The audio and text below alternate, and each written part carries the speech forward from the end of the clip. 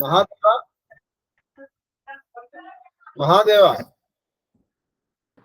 మహాదేవ గురువు గారు. మహాదేవ. శ్రీ గురుభ్యో నమః.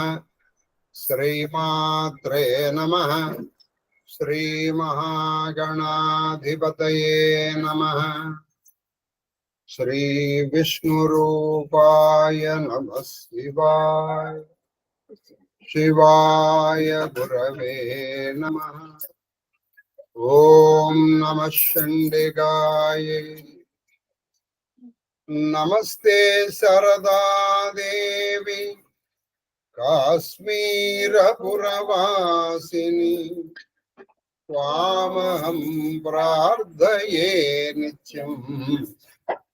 విద్యాదానం చ దేహి మే. శ్రీకృష్ణ శరణం మమ. శ్రీకృష్ణ శరణం మమ. శ్రీకృష్ణ శరణం మమ. మహాదేవ మహాదేవ మహాదేవ.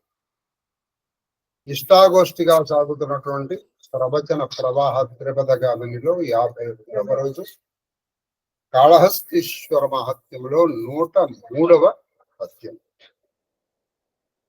మీకు ఇంచుమించుగా ఇవాల్టి నుంచి అంటే ఇవాళ ప్రవచనం అయిపోయిన తర్వాత 4-5వ రోజు ప్రవచనం నాడు మహేశ్వర సూత్రాలు చెప్తాను. అలాగే ఈ మంగళవారము బహుశా ప్రవచనం నేను చెప్పలేకపోవచ్చు. ఎందుకంటే నేను కార్యార్థనే బయటికి వెళ్తున్నాను. బుధవారం చెప్పడానికే ప్రయత్నం చేస్తాను. ప్రవచన సమయం లోపలే వచ్చేయడానికి ప్రయత్నం చేస్తాను. కాబట్టి మంగళవారం ప్రవచనం ఉండదు. సోమవారం ప్రవచనం సమయంలో కొంచెం మార్పులు జరుగుతుంది. ఎందుకంటే సోమవారం నాడు మనము 7 గంటలకల్లా వ్రతానికి కూర్చున్నాం. 8 గంటల లోపల నేను వ్రతం పూర్తి చేసుకుని సోమవారం రాత్రి నేను వెళ్ళాలి. వెళ్ళి నేను మళ్ళీ బుధవారం వస్తాను. కాబట్టి ఆ రోజున ప్రవచనం, సోమవారం ప్రవచనం మనకి 6:03 ప్రారంభం. ప్రవచనం 6:03 ప్రారంభమై 7:02 పూర్తి చేసుకుని వెంటనే వ్రతం ప్రారంభించి వ్రతం పూర్తి చేసుకుని నేను బయటకు పోతాను. అది ఒక చిన్న కార్యం. ఆ కార్యార్థనే బయటికి వెళ్తున్నాను. అది చూసుకుని మళ్ళీ బుధవారం వస్తాను. బుధవారం ప్రవచన సమయం లోపల రావడానికే ప్రయత్నం చేస్తున్నాను. వచ్చానా బుధవారం ప్రవచనం ఉంటుంది, లేకపోతే గురువారం నాడు. ఇవాళ నుంచి అంటే ఇవాళ శనివారం కదా, ఆది నుంచి మనము కాళహస్తీశ్వర మహత్యంలో వాళ్ళ విహారాలు విన్నాం. కాళహస్తీశ్వర మధ్యంలో గణేశయుక్తమైనటువంటి ఆ ప్రదేశంలో సహజమైన మరణం కూడా మోక్షమే అని ప్రతిపాదించారు ధూర్జటి వారు. ధూర్జటి అంటే ఈయన అపరధూర్జటి, ఆ ధూర్జటే ఈ ధూర్జటి. అది మొత్తము భువన విజయంలో శైవ మత ప్రతిపాదకులు లేదా శైవ మతానుసారకులు శైవ గ్రంథాన్ని రాసింది ఈయన ఒక్కడే. మిగతా వాళ్ళందరూ విష్ణు ప్రతిపాదమైనటువంటి గ్రంథాలే. తెనాలి రామకృష్ణుడితో సహా పాండ్రక మహత్యం తీసుకోండి, అనుచరిత్ర తీసుకోండి, నంది తిమ్మన గారి పారిజాతాపాలన తీసుకోండి, మన పింగళి సూర్ణ గారి కళాపూర్ణయం తీసుకోండి, లేకపోతే రాఘవ పాండవీయం తీసుకోండి. ఇలా అన్ని విష్ణు ప్రాధాన్యమైనటువంటి గ్రంథాలే రాశారు. దీనికి ఉన్నటువంటి అపారమైనటువంటి శివభక్తి వల్ల ఈ శివ ప్రాధాన్యమైన ప్రశ్న చదవండి. చంపకమాల పద్యం. జడలు ధరింపరు. అక్కడ ఉన్నటువంటి వాళ్ళు చాలా విచిత్రంగా ఉన్నారు. అందరూ శివులే. ఎటువంటి శివులు వీళ్ళు? శివవేషధారణ లేని శివులు. అది జడలు ధరించరు, జటాజుటాలు ఉండవు. రెండు అంగజుని చంపరు, కంటి మంటలతో మన్మధుని కాల్చలేదు. కానీ వీళ్ళకి శివత్వం ఉంది. పూయరు బూది పూతమై పూయరు బూది పూతమై ఏదో ఒంటి నిండా భస్మో దురద విగ్రహాలు గారే కావాలి. మామూలుగా గృహస్థులు ఎలా ఉంటారో అలాగే ఉంటారు. తర్వాత అడుగరు భిక్ష. అడుగరు భిక్ష. ఆయన పాపం మహానుభావుడు. భిక్షాటనే ఆయన ఎత్తండి. ఆయన మొదటి భిక్ష ఆయన ఆవిడ దగ్గరే అడుగుతారు అన్నపూర్ణ. కాబట్టి భిక్ష అడగరు. వాళ్ళ ఇంట్లో ఏదో వండిందే తింటూ ఉంటారు. కట్టె రజినాంబరములు.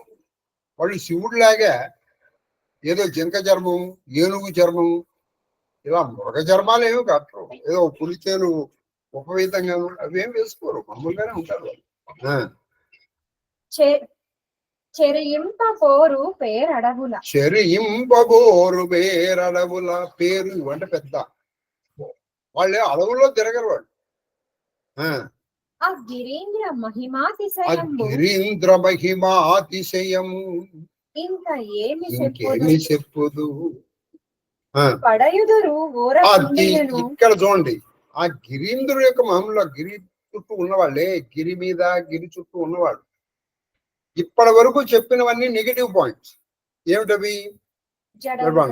కట్టరు, ధరింపరు, అంగజుని చంపరు, బూది పూయరు, అడుగరు భిక్ష, కట్టరు, అజనాంబరములు, చెరియింపరు. 6 నెగటివ్స్. ఇది శివుడికి సంబంధించిన ఉండాలంటే 6 ఉండాలి. కానీ 6 లేవు. విచిత్రం ఏంటంటే ఏమి దూర్చనండి. సాహిత్యంతో ఏ మాత్రం పరిచయం ఉన్నా ఇక్కడ మీరు ఉప్పొంగిపోతారు. 6 నెగటివ్స్ ఒక్క పాజిటివ్ తో కొట్టుకుపోయి, ఒకే పాజిటివ్ ఉంది అక్కడ. మొత్తం 6 నెగటివ్స్ కూడా కొట్టుకుపోయి. ఏమిటయ్యా అంటే ఆ గిరీంద్ర మహత్యం ఇంకా నేను ఏం చెప్పనయ్యా, అది ఏంటో ఎదుర్కోతారు. కానీ వాళ్ళకి పడ ఎదురు వాళ్ళు పొందుతారు. వాళ్ళు పొందుతారు. ఏమిటి పొందుతారు? ఊరకుండి ఏమి చేరు వాళ్ళు. ఊరకుండియును ప్రాణులు చిత్రముగా శివత్వము. ఇది చాలా విచిత్రం. శివత్వాన్ని పొందేస్తున్నారు వాళ్ళు. నువ్వు శివత్వాన్ని పొందాలంటే 6 చేయాలి. ఏం చేయాలి? నువ్వు మొట్టమొదటి నువ్వు జటాజూట ఓహో గడ్డాలు మిసాలు పెట్టుకుని ఇలా పొందుతావు. అదేం చేయట్లేదు. అంటే నువ్వు కోరికల్ని చంపాలి. వీళ్ళు హాయిగా కోరికలు నిలబెట్టుకుంటున్నారు. వాళ్ళు ఇప్పుడు అంగజుని చంపరంటే వీళ్ళు కూడా మన్మధుని చంపకల్లా. వీళ్ళు హాయిగా సంసారంలో ఉన్నారు. సంసారం చేసి అన్ని పనులు వీళ్ళు చేస్తున్నారు. బూడిదిపోతే పెట్టలేదు. ఒక్క అన్ని ఆభరణాలు వెతుకు తిరుగుతున్నారు. ఇంకోటి ఏం చేస్తున్నారు వీళ్ళు? ఆచన చర్మంబులు ఏం కట్టుకోవట్లేదు. హాయిగా పట్టు వస్త్రాలు, మా నానాలంకార భూషణాలు వేసుకుంటారు.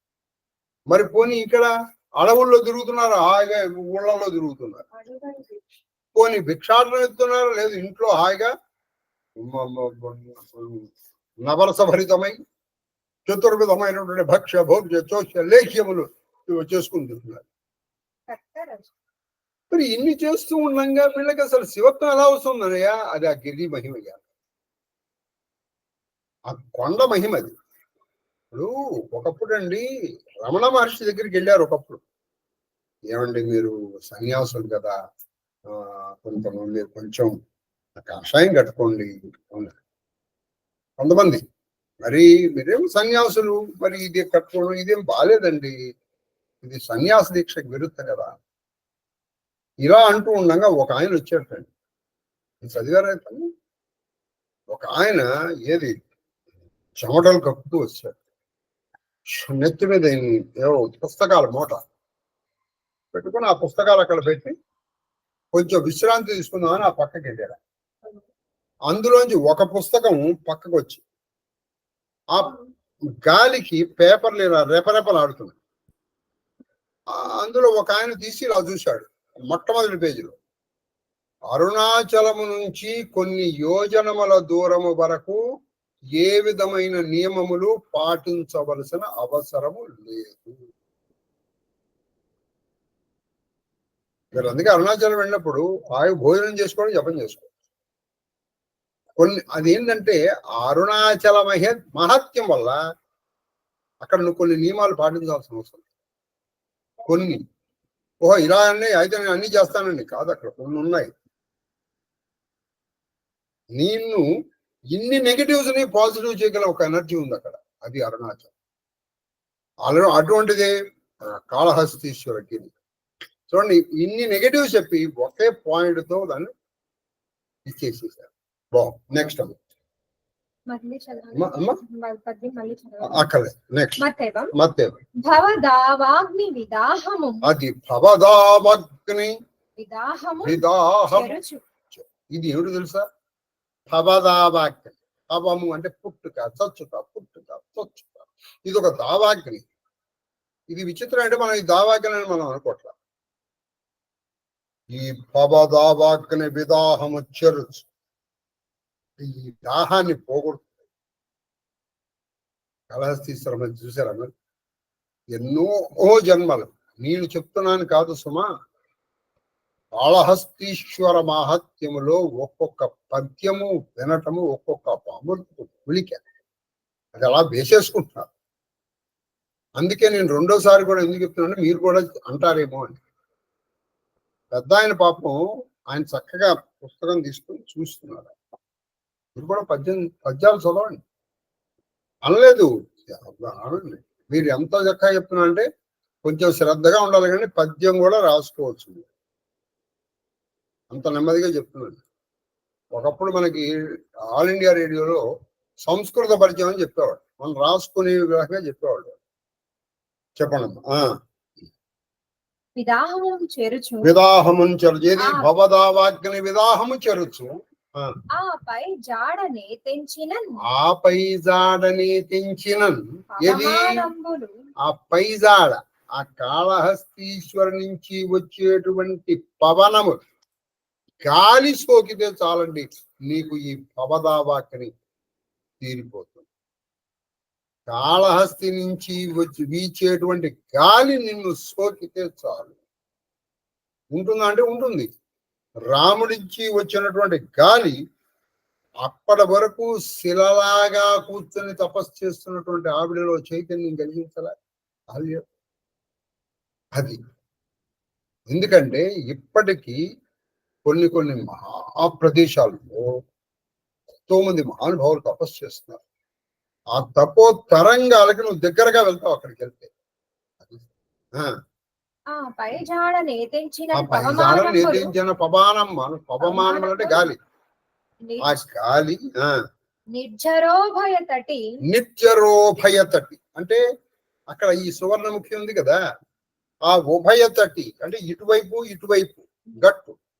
ఈ గట్టు మీద కొన్ని చెట్లు ఉన్నాయి. ఆ చెట్ల నుంచి వచ్చే గాలి జాలరా మన భవదావాగ్ని విదాహమును తెరచడం. చక్కటి చెట్లు పేర్లు చెప్తున్నారు. కొన్ని చెట్లు మీకు తెలుసేమో, కొన్ని చెట్లు మనకు తెలియవు. చెప్పమ్మా. పాటలి తర్వాత అశోక చెట్టు. అంటే ఇప్పుడు మనం ఇలా పెరిగేటువంటి అది కాదు అశోక చెట్టు అంటే, అది అశోకము. అటవి అంటే అడవి. నవమల్లి పారిజాత. నవమాలిక ఇవి పారిజాత. మల్లి మాలికలు. వకుళ పొగడపూడు. పున్నాగ సొరపన్న. ఆమ్రా ఇవి మన మామిడి. చాంపేయ అంటే సుగంధం చెట్లు. ఇది మన చందనం చెట్టు. గాలవ చెట్టు అంటే ఇదొక తెల్ల లొద్దుగు. గాలవ. నీపము అంటే ఇది కదంబం. ఇవన్నీ చెట్ల పేరు. ఈ సువర్ణముఖికి అటు ఇటుగా ఈ చెట్లు ఉండేవి అప్పట్లో. ఆ చెట్ల నుంచి వచ్చినటువంటి గాలి సోకితే నిన్ను భవదావాగ్ని విదాహము చెరచు. ప్రసవాది గంధలహరి అంటే వాటి నుంచి వచ్చేటువంటి ఆ చెట్ల నుంచి వచ్చేటువంటి గంధ లహరి. లహరి అంటే తరంగములు. లక్ష్మీమద ప్రోత్పత్తి అంటే వచ్చేటువంటి లక్ష్మి అంటే కళ. ప్రోత్పత్తి పెరిగింది, విజృంభిస్తుంది. చూసారా?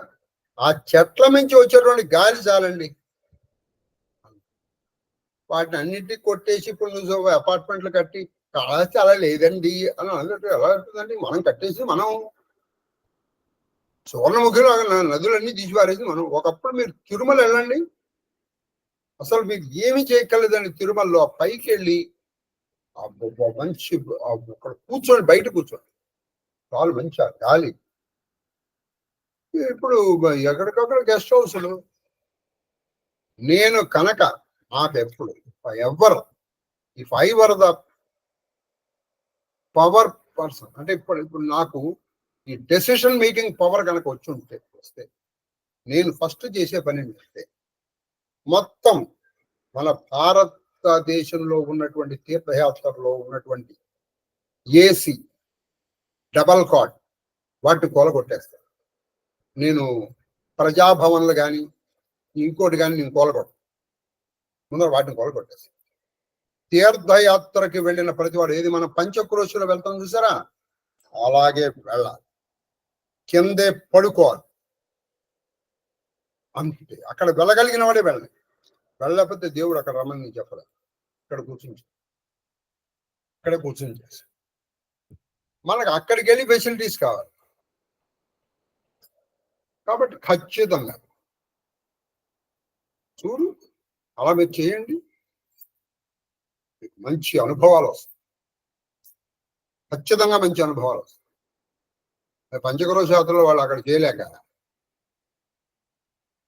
కాబట్టి ఆ వాటిల్లో ఆ చుట్టూ చెట్లు, ఆ చెట్ల నుంచి వచ్చేటువంటి గాలి. ఆయన ఏదో ఊరికే ఉత్ప్రేక్షకు రాయలేదు ఈ పద్యం. ఈ చెట్లన్నీ కూడా ఈవెన్ మీరు సైంటిఫిక్ ఆలోచన, ది హ్యావ్ మెడిసినల్ వాల్యూ. అందుకని తర్వాత అది వీటన్నిటికీ మన అమరంలో వేరే మాటలు ఉన్నాయి, అవి టక్కలక పాటల మోగహ అనేటువంటి మాటలు. తర్వాత నవమాలికకి సప్తాల నవమాలిక అనే పేర్లు ఉన్నాయి. సప్తాల అన్న కూడా ఇదే వకుళకి చూడండి, కేసరి అన్న వకుళ పుష్పం, పగడపు కేసరి వకుళ. తర్వాత చాంపేయ చంపకో హేమ పుష్పక. హేమ పుష్పములు, హేమ అంటే బంగారు పుష్పం, అవే. అందుకని అవే ఇవి మన చాంపేయ పుష్పం. చాంపేయ పుష్పాలు మనకంటే చాలా ఇష్టం. అది. తర్వాత గాలవ శబరో లోద్ర. నీపం అంటే నీప ప్రియాంక, నీప ప్రియక కదంబాస్తు హలిప్రియే. కదంబ పుష్పములన్నా హలిప్రియములన్నా నీప వనములు. మనం అమ్మవారు కూడా ఈ కదంబ వనవాసిని, నీపోపవనవతి. ఆవిడ ఆ సుధా సింధూర్ మధ్యలో అక్కడే ఉంటుంది ఆవిడ కదంబ. కాబట్టి మన ఈ చెట్లకి ఉన్నటువంటి పేరు అంతేనమ్మా. తర్వాత ఆఖరి పద్యం చంపకమాల. అమర మనుష్య. ఇంకోటి ఏంటంటే అక్కడికి అనేక వాళ్ళు వస్తున్నారు. వాళ్ళు వచ్చి అక్కడ చర్చించుకుంటారు. ఎవరయ్యా అంటే అమరులు, దేవత. మనుష్యులు, దైత్యులు అంటే మన రాక్షసు. అయితే దైత్య, రాక్షస, ధనుజ, దానవ ఇవన్నీ వేర్లు, ఈ జాతులు వేరు. అయితే వీటినన్నిటినీ సబ్స్టిట్యూట్స్ గా వాడటం అనేటువంటి కవిసమయం. కానీ నిజానికి అవి జాతులు వేరు. ఈ దైత్యులు ఎవరంటే కశ్యపుడికి 2 భార్యలు, అదితి, దితి. అదితికి పుట్టిన వాళ్ళు ఆదిత్యులు, అంటే వాళ్ళే దేవతలు. దితికి పుట్టిన వాళ్ళు దైత్యులు. అది సరి. దీనికి మీరు పురాణ కథలన్నీ సాంకేతిక వాదాలండి. ఏమిటంటే అదితి, దితి అంటే ద్వైత భావం. లాభము, నష్టము, మంచి, చెడు, ఇష్టము, అయిష్టము, అది ఇది రెండు ఉంది. ఇది దితి. అదితి ఏకభావం. రాక్షసులు ఎవరో కాదు, నీకు ద్వైత భావం ఉన్నంత వరకు నువ్వు రాక్షసుడివే. సార్ నాకు వీళ్ళంటే ఎంత ఇష్టం అంటే వెరీ గుడ్. వాడు ఎంత ఇష్టం అన్నా అంటే వీడు తెలుసు వీడు రాక్షసుడే. వీడికి ఒకడంటే ఇష్టం ఉందంటే ఇంకోటంటే ఇష్టం లేనట్టేగా అర్థం.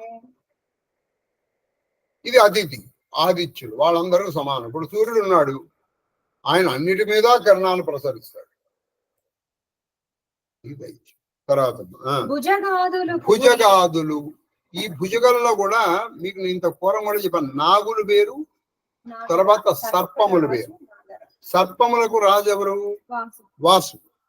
నాగులకి రాజు శేషు. ఇవి ఇంత పూర్వం కూడా నేను చెప్పాను అమరంలో, కాబట్టి అది నేను రిపీట్ చేయాల్సిన అవసరం లేదు, అది చెప్పేసాము, ఇంత పూర్వం చెప్పాను. నెక్స్ట్ అమ్మా, భుజగాదులు కూడి వీళ్ళందరూ వస్తారు అక్కడికి, వచ్చి ఒకళ్ళతో ఒకళ్ళు చెప్పుకుంటారు ఈ గిరి మహిమ గురించి. ఇది మనకి భగవద్గీతలో చెప్పినట్టు బోధయంత పరస్పరం అని చెప్పినట్టుగా దుష్యంతి రమంతి చ, అలా చెప్పుకోవాలండి. నాలెడ్జ్ని మనం ఎక్స్చేంజ్ చేసుకోవాలి. చిన్ననాపట్లకి శ్రీరామ రక్షణ అనుకోకూడదు. ఎప్పుడు మనకున్నది పంచుకుంటే అది పెంచబడుతుంది, మొరగబెట్టుకుంటే విరిగిపోతుంది. పాలు ఉన్నాయనుకోండి, పాలు హాయిగా పంచుకున్న పాలు మంచి పెంచున్నది, మొరగబెట్టుకున్న పాలు విరిగిపోఉన్నాయి అన్నాడు ఒక ఆయన. చరింతురు అగ్రీంద్రమున. వాళ్ళు అక్కడ ఎవరెవరు తిరుగుతుంటారంటే అమరులు, మనుష్యులు, రాక్షసులు, భుజకులు, వీళ్ళందరూ ఆ గిరీంద్రమున చరిస్తూ ఉంటారు, సంచరిస్తూ ఉంటారు. అఖండ సౌఖ్య రస అఖండము, అన్డివైడెడ్, పరిపూర్ణమైనటువంటి ఆ రసమును అనుభవిస్తున్న ఇచ్చేటువంటి అది శివగామ ప్రభావ. అక్కడ వాళ్ళకి అర్థమవుతోంది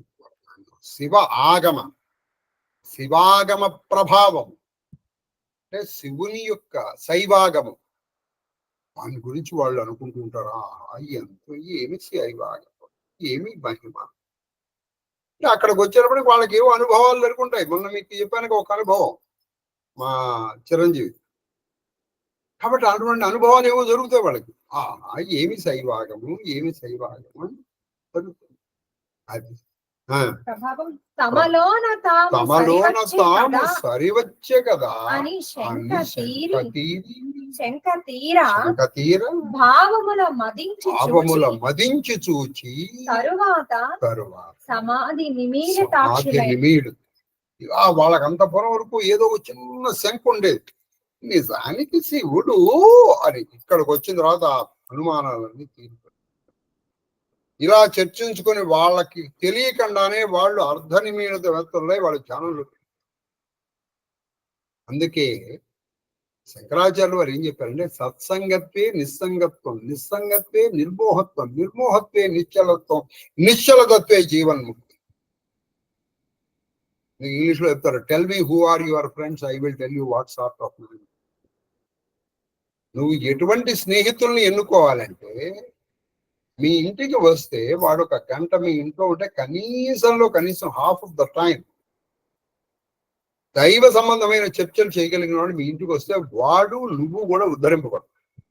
వాడు గంట వస్తే ఆ గంటలో 59 నిమిషాలు మనం చేసేవి రెండే. ఎప్పుడు ఏమిటది? పరనింద, ఆత్మస్తుతి. ఇద్దరు ఏబి కలిశారు, వీళ్ళు సీని తిట్టుకుంటారు. ఏసీ కలిశారు, బిని తిట్టుకుంటారు. బీసీ కలిశారు, ఏని తిట్టుకుంటారు. ఏబిసి కలిశారు, ఇంకోటి ఏమన్నా ఇందుకు తప్ప ఏమన్నా పని ఉందంటారా? మీరు ఆలోచించండి ఎప్పుడైనా. అసలు ఇంకోటి ఆప్షన్స్ లో మనం మాట్లాడకూడదు. ఇది మన బేసిక్ ప్రిన్సిపల్. చెప్పదలుచుకున్నావు, వీళ్ళు ముఖం మీద చెప్పు, I don't like your principles, I don't like your attitude, go to hell. తర్వాత ఉంటే ఉంటాడు, పోతే పోతాడు. కాబట్టి ఇక్కడ వాళ్ళలో వాళ్ళు ఆ శైవాగమ విశేషాలు చర్చించుకుని, ఆ చర్చించుకున్న విషయాలు మననం చేసుకునేటప్పుడు వాళ్ళు ధ్యానంలోకి వెళ్ళిపోయారు. చూడండి, ముందర చర్చించుకున్నారు, మననం చేసుకున్నారు, అదే శ్రవణం, మననం, ధ్యానం. ధ్యానం నుంచి వాళ్ళు యొక్క మోక్షానికి వెళ్ళిపోతారు. ఇందులో ఎవరెవరున్నారయ్యా? ఎవరు లేరయ్యా. మనుషులు ఉన్నారు, దేవతలు ఉన్నారు, భుజగములు ఉన్నారు, అందరూ. అది కాళహస్తీశ్వర. ఇప్పటికి మనకి 105 పద్యాలైనాయి. మనకి ఖచ్చితముగా ఇవాళ ప్రవచనం అయిపోయింది కదా. కాబట్టి ఇవాళ నుంచి 4వ ప్రవచనం కానీ 5వ ప్రవచనంలో కానీ ఉత్కృష్టమైనటువంటి ఒక సాహిత్యపరంగా అన్నిటి పరంగా అవాళ నేను ఇక టైం ఫోన్ తెలుసు. మహాదేవ్ మహాదేవ్ మహాదేవ్ అమ్మ రామచంద్ర చెప్పండి. చౌపాయి దేకన బాగు కువర్ అమ్మ దేకన బాగు కువర్ దుయే దుయి ఆయే भय किशोरा सब भांति सुहाए श्याम गौर किमि कहु बकानी गिरा अनयना नयन बिनु भानी सुनि हर्षी सब सखी सयानी सिया हिया अति उत्कंठ जानी एक कहि नृपसुत तेई आली सुने जे मुनि सग आये काली जिन्ह निज रूप मोहनी डारी कीन है सबसा नगर नर नारी बरनत छवि जहाँ तहाँ सब लोग अवसि देखन जोगु दासु बचन अति सियई सुहाने दरस लागी लोचन अकुलाने चली अग्र करी प्रिया सखी सोई प्रीति पुरातन లకై నా కోయి ఆమె ఇట్లా నేను వాళ్ళు చూశారు కదా. ఆమెను చూసి చాలా ఆనందంతో ఉంది. అందరూ అమ్మాయి ఏమైంది, నువ్వు అక్కడ వరకు వెళ్ళావు కదా, ఏమైంది అన్న అంటే ఆవిడ చెప్తోంది అందం. ఇది ఆ తులసీదాసు కళ్ళలో చూపిస్తాను, మనకి చూపించేస్తున్నారు. మీరు చక్కగా ఉంటే ఆ రామ దర్శనం అయిపోతుంది, చక్కగా అయిపోతుంది. ఏంటండి కథ చెప్పింది అంటే కథలో ఏముంటుందండి, వర్ణంలోనే ఉంటుంది అసలు. కౌమార దశలోనున్న ఇద్దరు రాకుమారులు తోటను చూడవచ్చిరి. కౌమార దశలో ఉన్నారు, యవ్వనులకు ప్రవహించలేక రాకుమారులు వచ్చారు సుమా. వాళ్ళు ఎలా ఉన్నారు సార్, చాలా పరమ సుందరంగా ఉన్నారు. అందులో ఒక ఆయన నల్లగా ఉన్నారు, ఇంకో ఆయన తెల్లగా ఉన్నారు. ఆయన శ్యామం, నలుపు నిలువు, ఇంకో ఆయన గౌరవం అంటే చాలా తెలుపుగా ఉంది. వారిని నేను వర్ణింపజాలను. ఎంత బాగున్నాయంటే దీని వర్ణించలే. ఎందుకు వర్ణించలేదంటే చూసింది కన్ను, దానికి నోరు లేదు, చెప్పే నోరు చూడలేదు. ఏమి అసలు చూడండి, చూసింది ఏమిటి కన్ను. కాబట్టి చెప్పండి, మీరు ఎప్పుడైనా చూడండి, మీరు ఒక విషయాన్ని చూశారనుకోండి, యాజ్ ఇట్ ఈస్గా చెప్పడం చాలా కష్టం, చెప్పలేం కూడా. అయితే ఉన్నదానికి కొంచెం ఎక్స్ట్రా చెప్తాం, లేదా కొంచెం తక్కువ అన్నది చేశారు. మీరు యాజ్ ఇట్ ఈస్ చాలా మంది చూడండి, ఇద్దరి మధ్య జరిగిన సంభాషణ కూడా మనం చెప్పాం. మీరు ఆత్మ పరిశీలన చేసుకోవాలి. ఇదే జిడ్డు కృష్ణమూర్తి గారు చాలాసార్లు చెప్పారు. ఇద్దరి మధ్య ఏదో తగ్గొచ్చింది, నేను ఏమిటో అన్నానండి, అంతే వాడు రెచ్చిపోయాడు. నువ్వు ఏమిటో అంటే వాడు ఎందుకు రెచ్చిపోతాడు, వాడు రెచ్చిపోయేట్టు నువ్వు ఏదో అన్నావు, అది నువ్వు ఇక్కడ చెప్పట్లా, అది నువ్వు వాడిని అడిగి చెప్తాడు. కాబట్టి ఇక్కడ అసలు నీ వర్ణించలేదు. ఎందుకు వర్ణించలేదంటే కన్ను చూసి. అవునే, కన్ను చూడకపోతే ఏం చూస్తున్నావు? ఇటువంటి భావన మీకు దేవీ భాగవతంలో కూడా కనిపిస్తుంది. చెప్పండి. చూచెడి కన్నులు మాట్లాడజాలవు. చూసే కన్ను మాట్లాడు. పోనీ దీంతో చెప్పచ్చు కదా అంటే చూసింది అది, ఆ అనుభవం దీనికి రావట్లా. అది మీకు మళ్ళీ కొన్ని ఎక్స్పీరియన్స్ అవుతాయి అంతే. ఎంత బాగుందంటే అంత బాగుంది అంతే.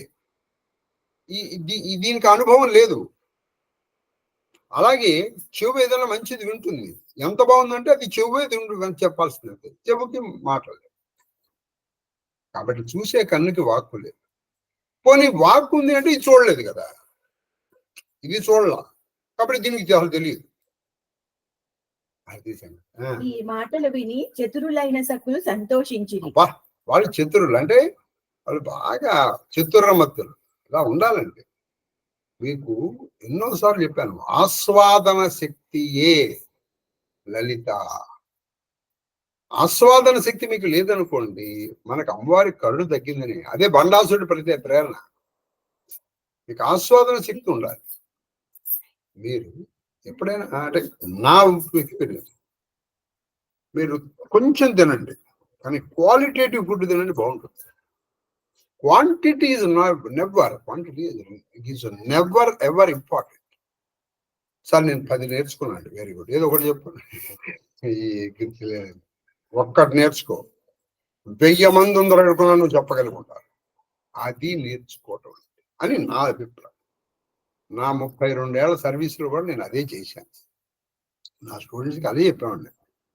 నేను చదువుకునేటప్పుడు అదే చేశాను నిజంగా. అందుకనే నాకు చాలా తక్కువ. మీరందరూ అనుకుంటున్నట్టు నేనేదో మంచి విద్వాంసుడిని కాదు, చదువుకున్నవాడిని కాదు. నా క్వాలిఫికేషన్ ఇంటర్మీడియట్, అది సంగతి. కాబట్టి అటు ఇంగ్లీషు రాదు, తెలుగు రాదు, హిందీ రాదు, సంస్కృతం ఇదో పూర్వమే రాదు. మరి ఇవన్నీ చెప్పేస్తున్నారు. ఎందుకు చెప్తున్నారంటే ఏది రాదు కాబట్టి అన్నీ చెప్పేస్తారు.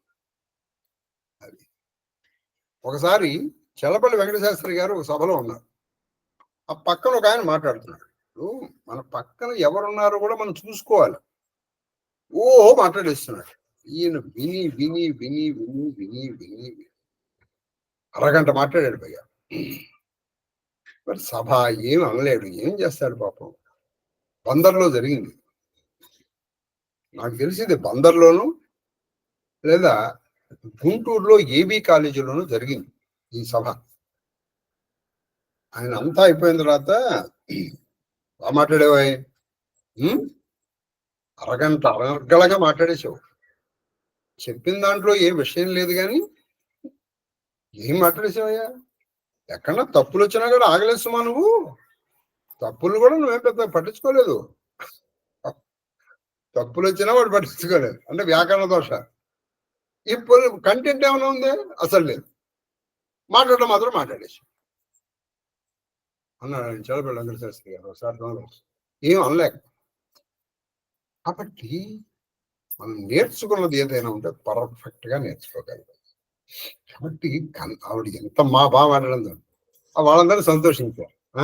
సీతాదేవి ఉత్కంఠను చూచి ఒక చెలికత్త ఇట్లా, నేను ఈ సీతాదేవి ఏం చేసింది, ఆవిడ వింది. మళ్ళీ ఏమిటంటే బాగుండదు మనసు, అలా ఆవిడ వీళ్ళు ఏం మాట్లాడుకుంటారా అని ఒక చూపు వేసింది. అది గమనించింది ఇంకో చెలికత్త.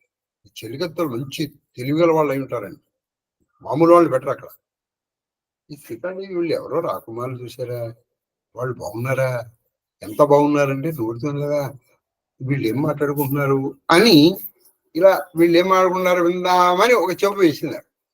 ఇది ఒక ఆవిడ గమనించి విశ్వామిత్రుని వెంట 2 రాకుమారులు అంటే ఆవిడకి చెప్పాలిగా, ఆవిడికి చెప్పాలి. మరి ఆవిడ అడగకుండా ఆవిడకి చెప్పకూడదు. ఆవిడ రాకుమారు ఇంకో ఆవిడికి చెప్తున్న నెపంతో చెప్పింది, నేను విన్నాను, విశ్వామిత్రుడి మహర్షితో 2 రాకుమారులు వచ్చారట. బహుశా వాళ్ళే వీళ్ళు అయి ఉండొచ్చు, వాళ్ళే అయి ఉండొచ్చుమా. ఎందుకంటే నిన్న వాళ్ళు నగరంలో తిరిగారట, విన్నాను నేను. మా పిన్ను మా అక్క ఎవరో చూశారట, వాళ్ళు చాలా బాగున్నారట, వాళ్ళే వీళ్ళు అయి ఉంటారు. బహుశా వారే వీరు కావచ్చును.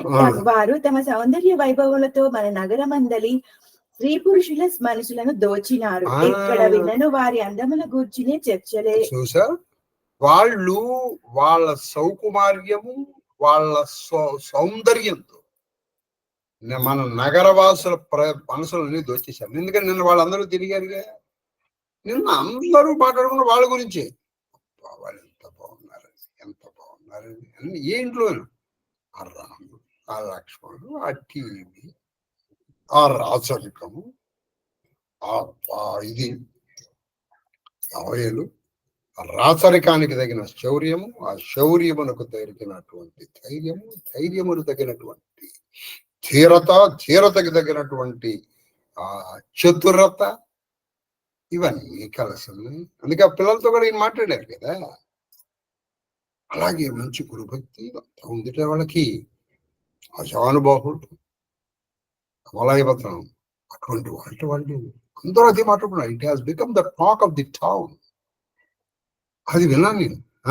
వారు దర్శనీయులు, తప్పక చూడవలెను. వాళ్ళు దర్శనీయులు అంటే చూడదగిన వాడు. అదే ఒక ప్రదేశం దర్శనీయం అంటే చూడదగిన ప్రదేశం. వాళ్ళు తప్పక చూడవలసిన వాళ్ళు, చూడాల్సిన వాళ్ళని.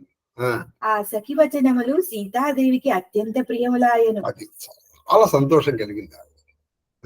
వారిని దర్శించుటకై ఆమె కన్నులు ఆరాటపడసాగి. ఇప్పుడు సీతాదేవి ఆరాటం, అరే వాళ్ళని నేను చూస్తే బాగుంది అనుకుంది. ఇప్పుడు ఎవరన్నా ఒక మంచి విషయం చెప్పారనుకోండి, మనం అలాగే అని ఊరుకోం. ఎక్కడ ఇక్కడ ఉన్నారు, ఇంకా వాళ్ళు ఉన్నారా అంటే వాళ్ళు ఉన్నారంటే మనం కూడా ఒకసారి వెళ్ళి చూసొద్దామని. ఒకసారి అది జరిగింది, మనం కూడా ఒకసారి వెళ్ళి చూసొద్దామని మనకు ఉండదు. అది మానవ సహజం కదా. కాబట్టి ఆవిడకి కూడా కన్నులు ఆరాటపడ్డాయి, సీతాదేవి కన్నులు ఆరాటపడ్డాయి. ఎవరిని? ఆ రామచంద్రమూర్తిని దర్శిద్దామని. ఆ సఖిని ముందుంచుకొని తాను ఆమె వెంట నడిచాను. ఈవిడ ఏం చేసింది, ఇగో మళ్ళీ అలా ఉంటే బాగుంది, నువ్వు ముందరికి పద, ఒకసారి మనం కూడా సరోవరం వరకు వెళ్ళొద్దాం అని ఆవిడ ముందర పెట్టుకుని ఈవిడ వెనకాల నడిచి. అది శాశ్వత ప్రేమానుబంధం అని ఎవరునూ ఎరగరు. ఇది ఇప్పటిదే. ఆవిడ నిత్యానపాయిని, ఆవిడ అసలు ఎప్పుడూ వదిలిపెట్టలేదు. రావణాసుడితో కూడా ఆవిడ ఎందుకు ఇచ్చేవాడు, నువ్వు నన్ను అపహరించడం ఏంట్రే? సూర్యుడి కిరణాలు విడదీయగలవా? పువ్వు నుంచి వాసన విడదీయగలవా? చంద్రుడి నుంచి వెన్నెల విడదీయగలవా? అలాగే రాముడి నుంచి నువ్వు సీతను విడదీయలేవరా నాయన. నీకు అనిపిస్తోంది నువ్వు నన్ను తీసుకొచ్చావని. కాబట్టి అది శాశ్వతానుబంధం అని వాళ్ళకి ఏం తెలుసు.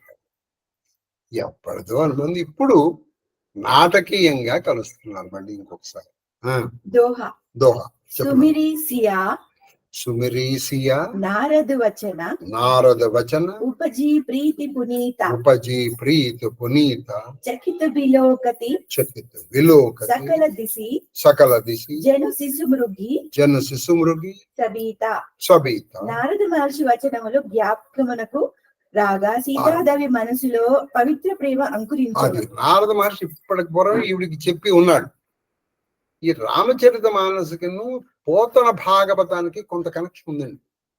కరెక్ట్గా నిజంగా నారదుడు రుక్మిణీదేవికి చెప్పాడు ఏమిటి, శ్రీకృష్ణుడు గురించి. నల్లని వాడు పద్మనయనంబులవాడు అని. అలాగే ఇక్కడ నారదుడు సీతాదేవికి చెప్పాడమ్మా, దశరథ మహారాజుకు పెద్ద కొడుకున్నాడమ్మా రామచంద్రుడు, ఆయన మంచి నల్లనివాడు, పద్మనయనంబులవాడు, కోదండపాణి ఆయన చెప్పారు. దాంతో ఈవిడికి తెలియకుండానే ఈవిడ మనస్సు అటువైపు లగ్నమైంది. భీతహరిణి వలె నలు దిశలను పరికించాడు.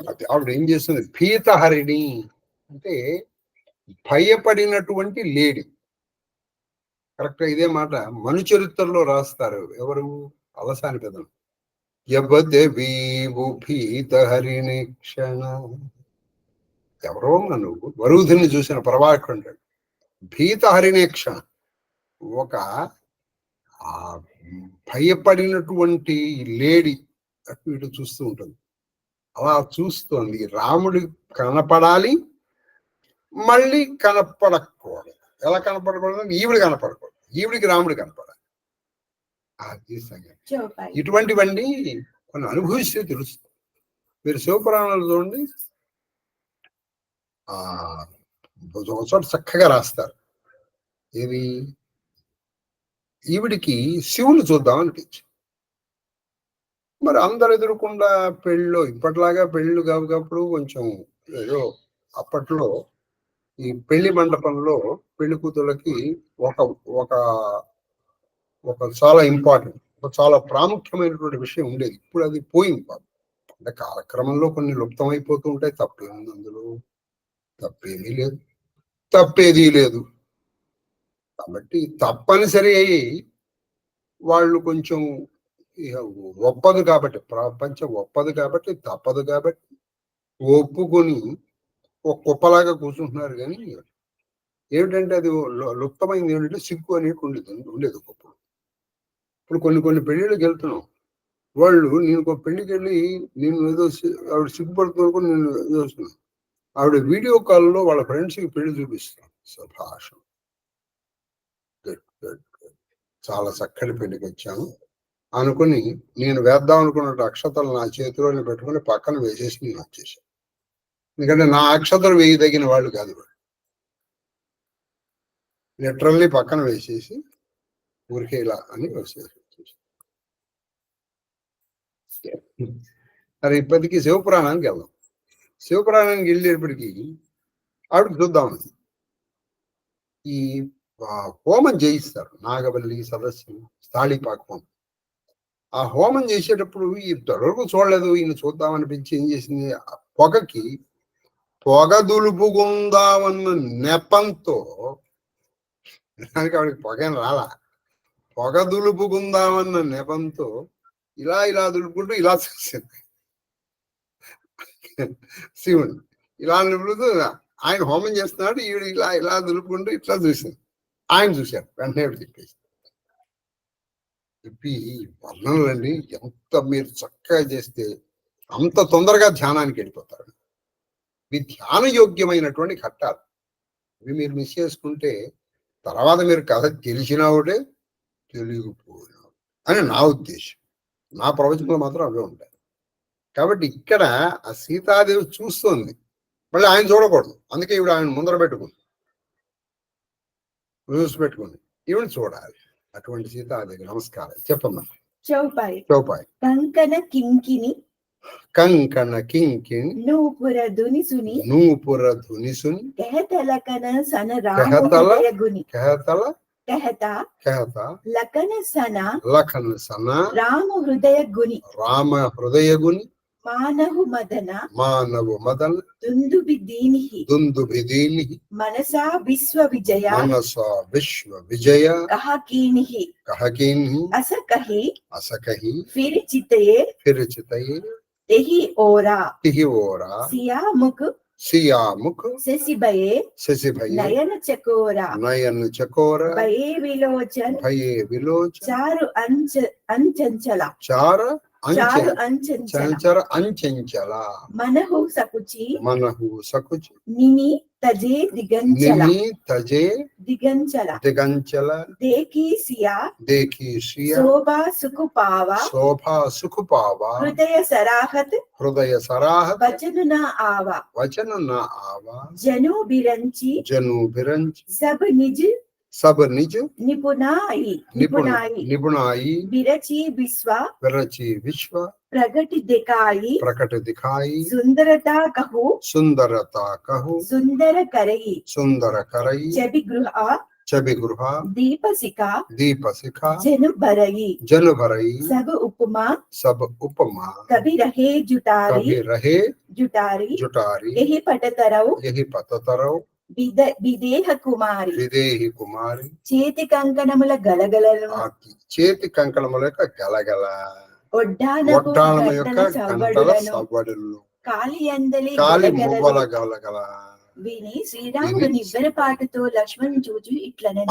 ఈవిడ నడుస్తూ వస్తుంది కదండి, నడుస్తున్నప్పుడు చేతులు కంకణ, ఈ వడ్డానం గల ఇవి చూసి లక్ష్మణుడితో ఇలా అన్నాడు. ఎవరు? శ్రీరాముడు.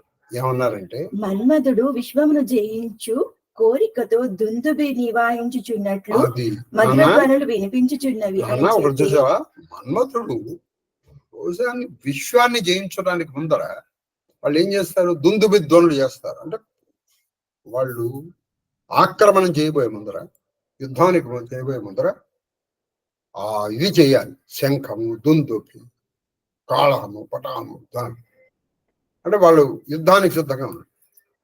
అలాగే విశ్వ విజయం కోరినటువంటి మన్మధుడు దుందుబి ధ్వనులు చేసినట్టు ఈ ధ్వనులు లేవు అన్నారు. వచ్చేవాడు మన్మధుడు తల్లి, మరి ఉండదు. అతడు ఆ ధ్వనులు వినబడుచున్న దిశకు చూచెను. వెంటనే అతడు సీతాదేవి ముఖచంద్రుని చూచి అప్పుడు చకోరమాయెను. ఇలా చూశాడు. ఆ ధ్వనులు ఎటువైపు నుంచి వస్తారో చూశాడు. అప్పుడు ఆవిడ ముఖచంద్రుని చూసి ఈయన చకోర పక్షి అయ్యాడు. చకోరానికి ఉన్న లక్షణం అంటే చంద్రుడి నుంచి వచ్చిన వెన్నెల మాత్రమే తింటుంది. అది ఎలా తింటుందంటే దానికి ఉన్న భగవంతుడు దానికి ఇచ్చిన ఆర్ట్ మనకి ఇవ్వాల. అది చకోరము వెన్నెల మాత్రమే తింటుంది, మనకి అదే ఆహారం, ఏమి తినదు. ఈయన చకోర పక్షి అయిపోయాడు. మొట్టమొదటి సీతారామ సందర్శన యోగము. సీతారామ సందర్శన ఒకళ్ళొకళ్ళు చూసుకున్నారు. కన్నులప్పగించి చూచుచు అతడు అట్లే ఉండిపోయాను. కన్నులు అప్పగించి అట్లాగే చూస్తున్నాడు. ఇక అంటే కన్నులు తిప్పుకోలేని సౌందర్యం అతను. ఆ వంశమున జనకునకు పూర్వీకుడైన నిమి, అది ఈ వంశమునకు జమకుడైన నిమి సీతారాముల మధ్య ఉండుటకు సంకోచించి ఒక కోరిక కోరుకున్నాడు. నిమి మనందరం ఆ వంశస్థులమే. ఒకప్పుడు ఒక కవి ఒక పద్యం రాశాడు. సరే, ఇప్పుడు ఆ పద్యం అంతా చెప్పడం చాలా కష్టం, కానీ శ్రీరాముని గురించి ఆలోచిస్తే దిగులు చందనీటికి అని ఆ పద్యం సారాంశం ఏంటంటే, శ్రీరామ నవమి నాడు పిలిచి పానకం బిచ్చుట కుక్క బావమరిది లేడు. శ్రీరామచంద్రుడిని పిలిచి పానకం ఇస్తారు కదా ఆ శ్రీరామనవమి, పానకం అన్ని పిలిచి బావా పానకం తీసుకో అని చెప్పడానికి ఓ బావమరిది లేడు పాపం. జనకుడికి ఉన్నది కూతుళ్ళే. సరే పోని, యుగాది నాడు పిలిచి పంచవర్ణముల పచ్చడియుటకు ఒక బావయును లేడు. అంటే బావమరిది లేనందుకు శ్రీరాముడు దిగులు పడుతున్నాడు. ఉగాది పచ్చడిని పిలిచి అరే పాపం పెడదాం అంటానికి ఇంకో బావలేడు. ఇలా ఒక్కొక్క పచ్చడి చెప్పి ఆ ఫైనల్ గా ఆఖరి తేటగీతిలో అతను చెప్తాడు, ఆ కవి, దిగులు చందనీటికి దిగులు చందనీల. నేను ఆ వంశస్థుణ్ణి. అదేమిటి ఆ వంశస్థుడు నువ్వెందుకు అయ్యావంటే, ఈ నిమి గురించి తెలిస్తే మీకు తెలుస్తుంది, చెప్తాను నేను. ఈ నిమి చక్రవర్తి ఒకప్పుడు తపస్సు చేశాడు. తపస్సు చేసి నేను మనుష్యుల యొక్క కళ్ళల్లో ఉండాలి అన్నాడు. అందుకే నిమిషము అనే పేరు వచ్చింది. నిమి దగ్గర నుంచి వచ్చిందే నిమిషం. ఆ కళ్ళల్లోంచి నేను భగవంతుడిని చూడాలి అని చెప్పారు. ఆ జనకుడికి పూర్వం వాడు నిమి. కాబట్టి నేను నిమిషుణ్ణి కదా. అంటే ఇప్పుడు సీతాదేవి మా ఇంటి ఆడపడిచే కదా. కాబట్టి మా ఇంటి ఆడపడుచు అంటే నాకు చెల్లె అక్కగా. మా అక్క అయినప్పుడు నువ్వు మాకు బావే కదా. నువ్వు రావయ్యా మా ఇంటికి, నేను ఇచ్చేస్తాను ఇవన్నీ అన్నాడు ఆ కవి. అది సంగతి. ఈ పద్యాలు డాక్టర్ కల్లూరి సుబ్రహ్మణ్యం గారు కనుక ఉండుంటే ఇవి ప్రింట్ అయ్యి ఉండేది. బహుశా శ్రీరామచంద్రుడికి ఇవి ప్రింట్ అవడం ఇష్టం లేదు, అందుకని ఆయన తీసుకుని వెళ్ళిపోయారు. ఆయన ఒకసారి వాళ్ళకి ఆయన వరుసకి వియ్యంకుడైనటువంటి శాస్త్రి గారితో అన్నారు కూడా, ఈ కవి పద్యాల గురించి మనం ఏమన్నా చేయాలండి అని కూడా అన్నారు. ఇప్పుడు ఆ పద్యాల కాగితాలు కూడా ఎక్కడున్నాయో పోయినాయి నెమ్మదిగా. ఈ పద్యం వినిపించినప్పుడు ఆయన కళ్ళమ్మల నుంచి నీళ్లు వచ్చాయి పాపం డాక్టర్ కల్లూరి సుబ్రహ్మణ్యం గారు. కాబట్టి ఇక్కడ ఈ నిమి వీళ్ళిద్దరి మధ్యలో నేనెందుకు, సామాన్యంగా ఆలు మగల మధ్యలో ఎవరు అడగండి, వీళ్ళిద్దరి మధ్యలో నేనెందుకు అని ఆయన వెళ్ళిపెట్టా. అందుకని ఏం జరిగింది, వీళ్ళకి రెప్పలేయడం అనేసారు. అటు సీతాదేవి ఇటు రాముడు కూడా రెప్పలేయడం అనేది ఏమి అసలు తులసీదాసుడు. మీరు ఆ ఉత్ప్రేక్షని ఆస్వాదించలేకపోతే మన చదువు నిరర్థకం. చదువది ఎంత గల్గిన రసజ్ఞత ఇంచుక చాలకున్నా చదువు నిరర్థకంబు. గుణ సంయుతులెవ్వరు మెచ్చరెచ్చటం పదులుగా మంచి కూర నలపాకము చేసిన నైన నందు నింపొదబెడు నిప్పు లేక అందు నింపొదబెడు నుప్పు లేక రుచి పుట్టగా నేర్చున్నటయ్య భాస్కర.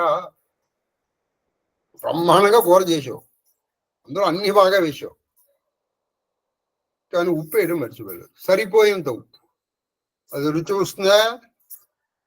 అందుకే నువ్వు ఎంత చదువుకుంటే ఏమిటి, తతక్కిం తతక్కిం తతక్కిం అని కొట్టి అవతల పారేశారు శంకరాచార్యులు.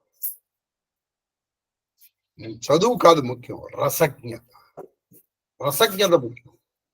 కాబట్టి మీరు ఒక విషయాన్ని బాగా గుర్తుపెట్టుకోండి, చదువుకున్న ప్రతి వాడికి రసజ్ఞత ఉంటుంది, సంస్కారం ఉంటుంది అనుకుంటే మనం ఖచ్చితంగా పప్పులో కాలేసినట్టే. అసలు ఎంతో చదువుకున్నారు, ఎంతో అనుష్ఠాన పరులు అనుకున్నటువంటి వాళ్ళు కూడా అడగలేని ప్రశ్నలు డాక్టర్ గారు అడిగేవాళ్ళు. దానికి కావాల్సింది రసజ్ఞ. కాబట్టి ఆ నిమి వాళ్ళ ఇద్దరు కళ్ళ నుంచి వెళ్ళిపోయాడు. కానీ నిమి నిమి ఉంటేనే మనకు ఆ కన్ను రెప్ప పడుతుంది. నిమి ఎందుకు ఇలా పడుతుంది అన్నది మీరు రఘువంశం కాళిదాసు చదివితే మీకు అర్థం. సరే, ఇప్పుడు అవన్నీ లోపలికి వెళ్ళాం. ఇప్పటికే నేను కథను చాలా విస్తారం చేసేస్తున్నాను, మీ అందరికీ కొంచెం బోరు కొట్టచ్చు. మరి ఏం చేస్తాం, నా పాల పడ్డారు మీరు. చెప్పండి. శ్రీరాముడు సీతాదేవి అంటే నిమి వెళ్ళిపోయాడుగా, నిమి వెళ్ళిపోయింది, రెప్ప పడదు. అంటే రెప్ప పడకపోయేటప్పటికి వెళ్ళిపోయాడు ఆయన. అలా ఏంటి నిమి శ్రీరాముడు కన్ను రెప్పల నుంచి వెళ్ళిపోయాడు కాబట్టి ఆయన చెప్పడం మర్చిపోయాడు. సీతాదేవిని చూస్తూనే ఉండిపోయాడు ఆయన. అది ఆమె సౌందర్యమునకు అతడు ముగ్ధుడై లోలోన ఎంతగానో మెచ్చుకున్నాడు. సౌందర్యానికి ముగ్ధుడైపోయాడు. ఎంత ముగ్ధుడైపోయాడంటే లోపల మెచ్చుకున్నాడు. లోపల అదే సామాన్యం. అలనీలాలక పూర్ణ చంద్రముఖి నాక్షిం ప్రవాళాధరన్ కలకంఠిన్ నవపల్లవంఘ్రయుగల గంధేవ కుంభస్తనిన్బులిన శ్రోణి ఇభేంద్రయాన వర్ణిస్తారు. అంటే ఏమిట్రే, ఎక్కడుంటే అక్కడే ఉంటుంది కన్ను. కన్ను ఆ తర్వాత ప్రదేశానికి కూడా వెళ్ళరా. అది సౌందర్య లహరి. అదే బ్రహ్మదేవుడు తన సృష్టి రచనా కౌశలమునకు ఆకృతిని ఇయ్యగోరి ప్రపంచంలోని సౌందర్యం అంతయు ఒక చోటు. కాబట్టి బ్రహ్మదేవుడు ఏం చేశాడంటే తన సౌందర్యాన్ని మొత్తం అంతా, సౌందర్యాన్ని ఒక తన కల్పన చమత్కృతిని అంతా ఒక చోట ప్రవేశపెట్టాలి. అందుకని ఇప్పటి వరకు ఆయన సృష్టించినవన్నీ బెస్ట్ అన్ని తీసేసుకున్నాడు. బెస్ట్ అన్ని తీసుకుని ఈవిడ ఆమె నిజముగానే మూర్తి భవించిన సౌందర్యం. మూర్తి భవించిన పర్సానిఫికేషన్ ఆఫ్ బ్యూటీ.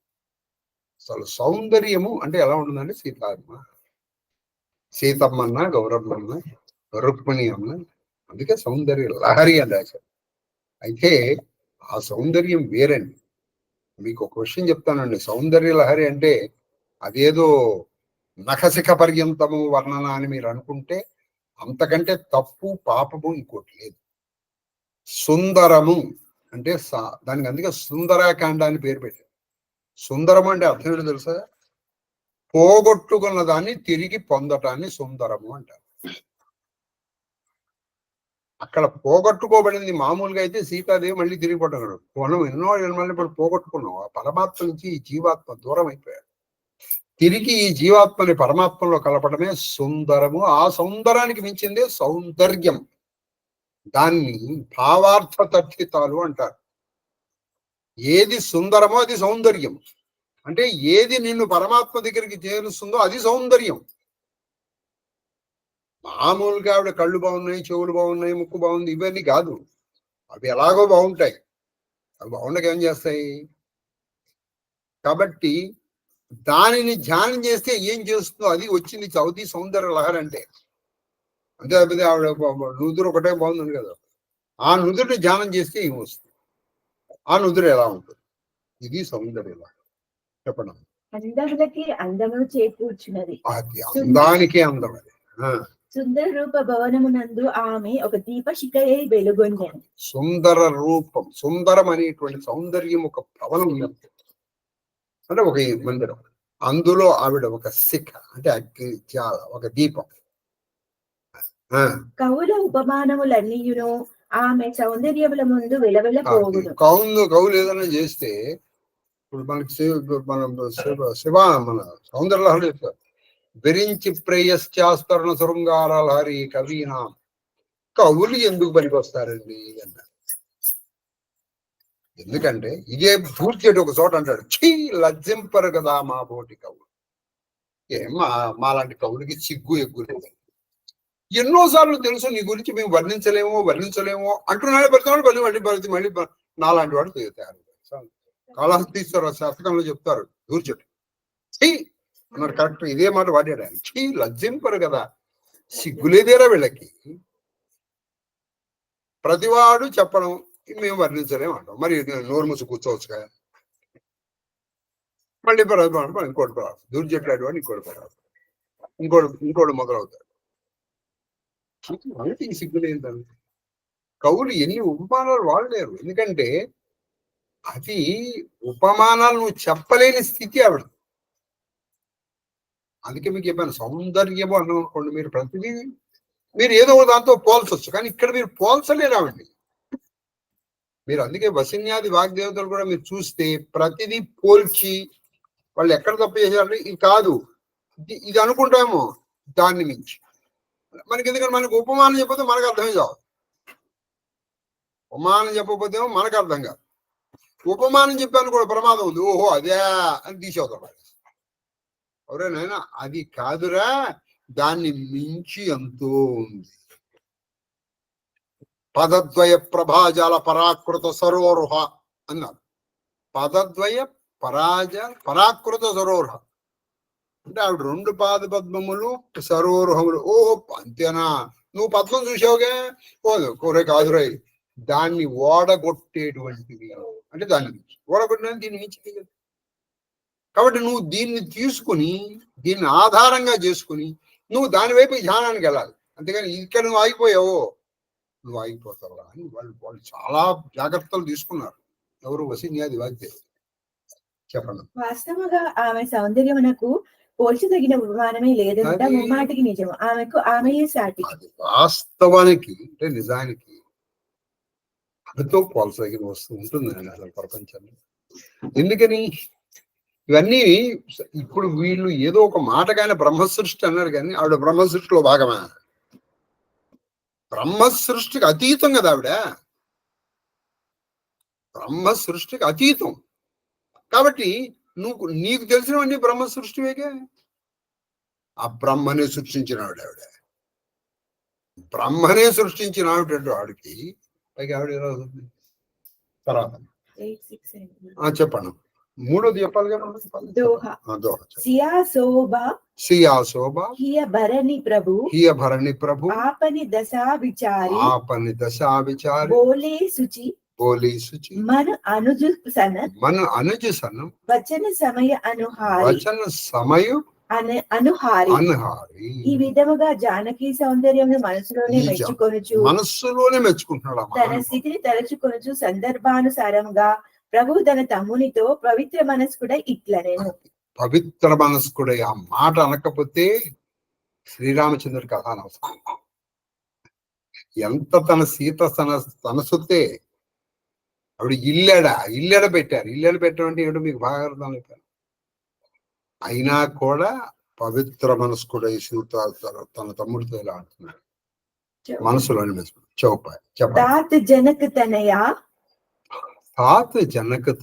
యహాసోయి ధనుషు జగ్య జహి కారణ హోయి పూజన గౌరీ సఖీలే ఆయి కరత ప్రకాశు ఫిరయి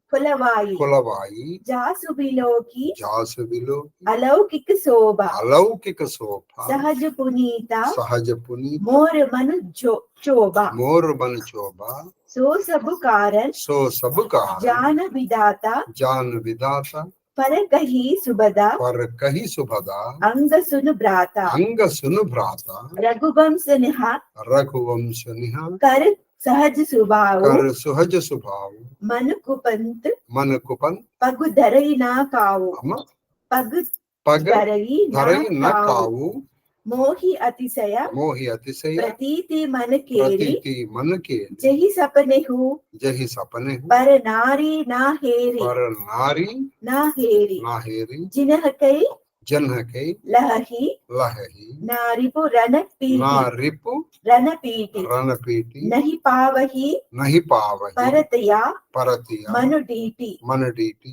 మంగన मंगन లహి నా लहही జినహ ना जिन्हा కై నాహి कई नाही తే నరభర్ ते नरभर తోరే జగమాహి तोरे जगमाही తమ్ముడా ఈమె జనకుని కూతురు ఈ తమ్ముడికి పరిచయం చేస్తాను అంటే ఆవిడని పిలిచి పెట్టబడ తమ్ముడా ఓ తాత అంటే అక్కడ ప్రాణంలో తాత అంటే తాత అని కాదు పిలిచాడు నాన్న ఈవిడ జనకుడి కూతురు ఈమె వివాహము కొరకే ధనుర్యాగము జరపబడుచున్నది ఈవిడ వివాహం కోసమే ధనుర్యజ్ఞ ఆ ధనుర్యాగం చేస్తున్నారు ఈమె గౌరీ పూజకై సకులతో పాటు ఇచ్చటికి ఈ వచ్చి గౌరీ పూజకి సకుల్ని తీసుకుని ఈవిడ ఇక్కడికి వచ్చింది లే ఈ వనమును ప్రకాశింప చేయుచున్నది అది ఈ వనము అందంగా ఉంది ఈ వనమును అనే అందానికి అందం ప్రకాశించేస్తుంది ఆవిడ సహజముగా పునీతమై సహజంగా నిశ్చలముగా నుండు నా మనసు పునీతమై అంటే పవిత్రంగా నా మనస్సు ఎప్పుడు నిశ్చలంగా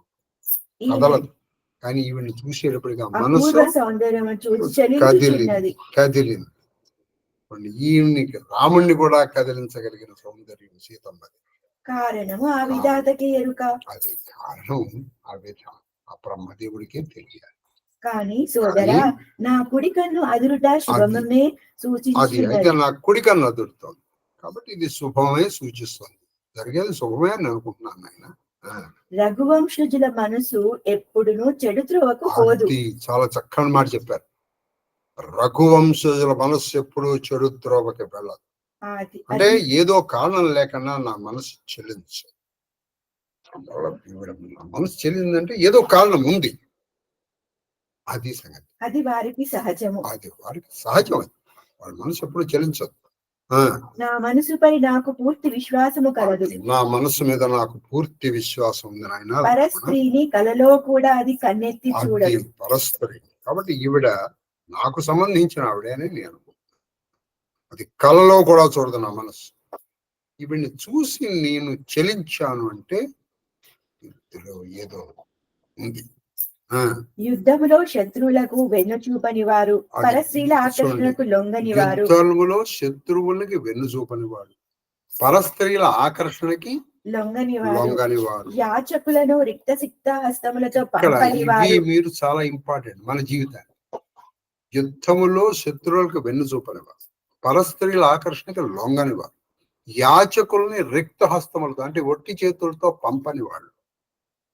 అయినట్టి ఉత్తమ పురుషులు లోకమున అరుదు వీళ్ళు ఉత్తమ పురుషులు అంటారు యాచకుడు వాడికి చేతిలో ఎంతో కొంత పెట్టి పంపించు అది చాలా అరుదు అంటే చాలా రేర్ నాన్న అంటే ప్రతివాడు ఇది ఎప్పుడో ఒకప్పుడు చేస్తాడు ఈయన కూడా కరదూషణాదుడు ఎప్పుడు ఒక అడుగు వెనక్కేశాడు లవకుశులు అదే ఈయన్ని తెప్పి పొడుస్తారు నువ్వు అడుగు వెనక్కేసావు కానీ ఆయన అడుగు వేసింది ఆ బాణం కోసం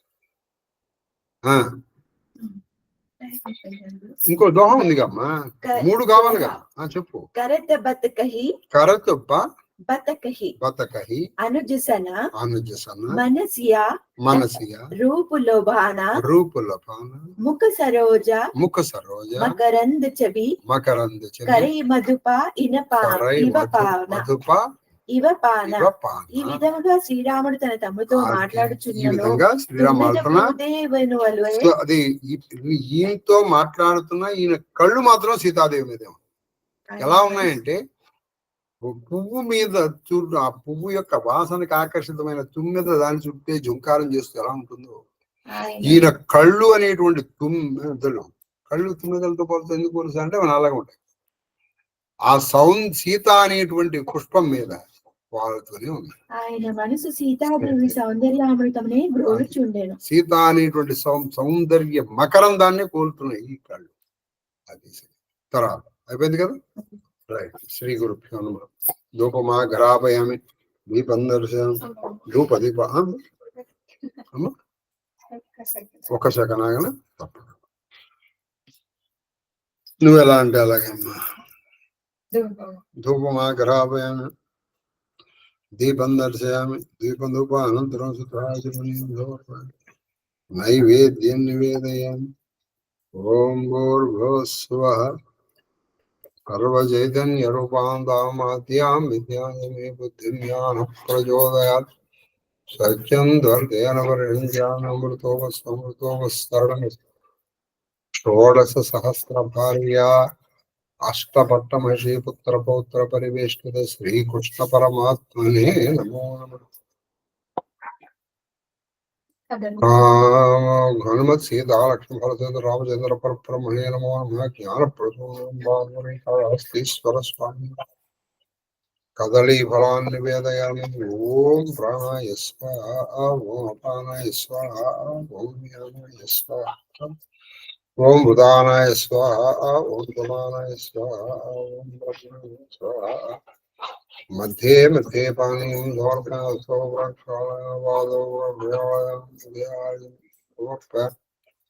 తాంబూలం సమర్పయామి. తాంబూల యర్వణానంతరం మంగళమః. నీరాజనం దర్శయామి. నీరాజనానంతరం ఇవి అమ్మా ఇవి నీరాజనం రామాయ రామభద్రాయ రామచంద్రాయ వేదసే రఘునాథాయ సీతాయ పతయే నమః. మృత్యుంజయాయ రుద్రాయ నీలకంఠాయ శంకరాయ అమృతే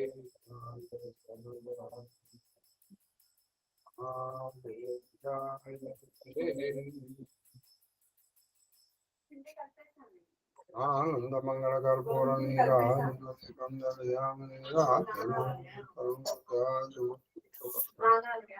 నమస్కరోమి. హర నమ పార్వతీపదే హర హర మహాదేవ హర. ఆది గృహస్థ శేఖరుడవైన నిన్ను భవతాపనక్షుదా వేదనజే తపఃకుతుప వేళగనుంగొనగల్గే బ్రహ్మ విద్యోదన భిక్షనాథు హృదయం వగడు పత్రమునందు పెట్టవే ఆదరముప్పగా పునరయాచిత వృత్తి సుఖింతుమీశ్వర. చామరం వీచ్యామి స్వస్తి ప్రజాభ్య పరిపాలయంతాం న్యాయేన మార్గేణ మహిం మహిషాః. గోబ్రాహ్మణేభ్య శుభమస్తు నిత్యం. లోకాః సమస్తాః సుఖినో భవంతు. కాలే వర్షతు పర్జన్యా పృథివీ సస్యశాలినీ దేశోऽयं క్షోభరహితో బ్రాహ్మణాః సంతు నిర్భయాః. పుత్రిణః సంతు పుత్రిణః సంతు పౌత్రిణః ధనాః సమృద్ధో జీవేమ కాంక్షతం. మాం కుటుంబం సచివ పరివారం రక్షन्तు. సర్వే జనాన్ రక్షन्तు. సర్వ ధర్మబద్ధ సిద్ధిరస్తు. కరోనా నివారణోస్తు. ధర్మస్య విజయోస్తు. సర్వం శ్రీకృష్ణ చరణారవిందార్పణమస్తు. గురవే మహాదేవ మహాదేవ మహాదేవ మహాదేవ మహాదేవ మాస్టరు. మహాదేవ మహాదేవ మహాదేవ మహాదేవ మహాదేవ మహాదేవ శాస్త్రి గారు. మహాదేవ మహాదేవ మహాదేవ మహాదేవ మహాదేవ మహాదేవ నాయన కేక్యూ.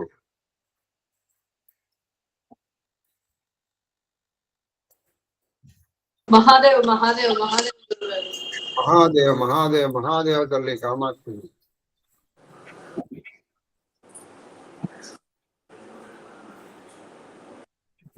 మహాదేవ మహాదేవ మహాదేవ గురుదేవ. మహాదేవ మహాదేవ మహాదేవ అమ్మ శ్రీ లలిత. మహాదేవ గురుదేవ.